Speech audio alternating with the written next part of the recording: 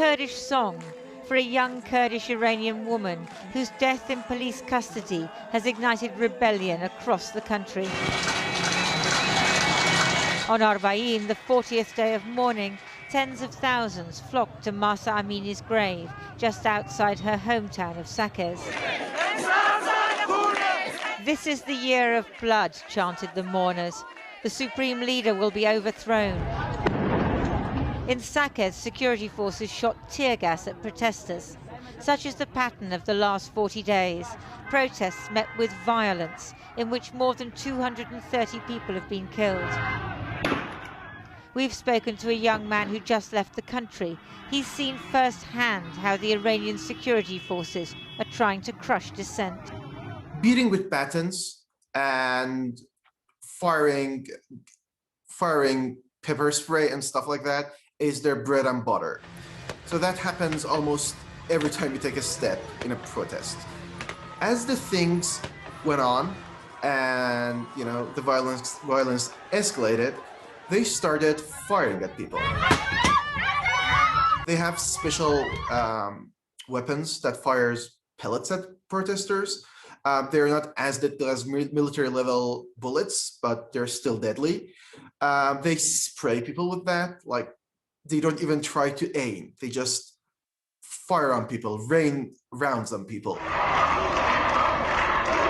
Clerics go to hell, chanted students at Tehran University today. In the biggest show of defiance since the protests began, students came out at least 20 universities across the country. Some tearing down pictures of the supreme leader. The prominent role students played in the 1979 Islamic Revolution that overthrew the Shah is lost on no one.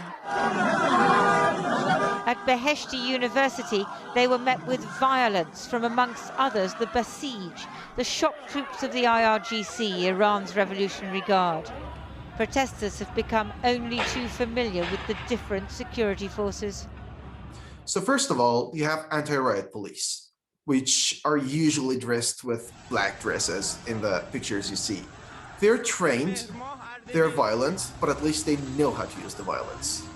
Then you have Basij, which is the paramilitary wing of IRCG.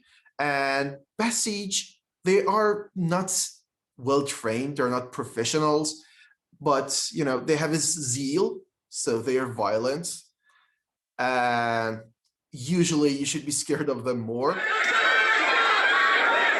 The other thing you see, plainclothes who look nothing like Basijis. Like, they have tattoos, they swear, and they're not dressed according to rules of Islam. So that makes you think that they are just petty criminals hired by the regime.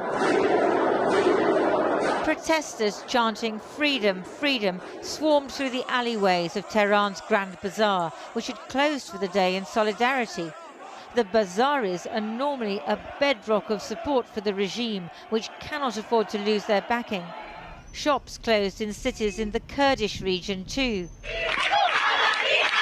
At Mashhad University, women removed their hijab.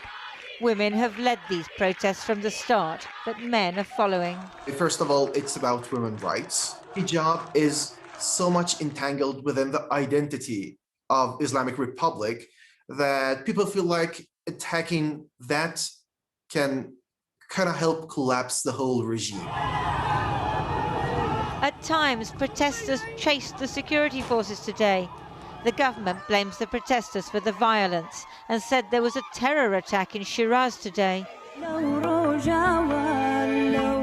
Mahsa Amini's relatives tend her grave. She was 22, a young woman who fell foul of the brutal morality police. Now she has become a symbol of the cruelty of the Iranian regime and many Iranian people's refusal to accept it any longer.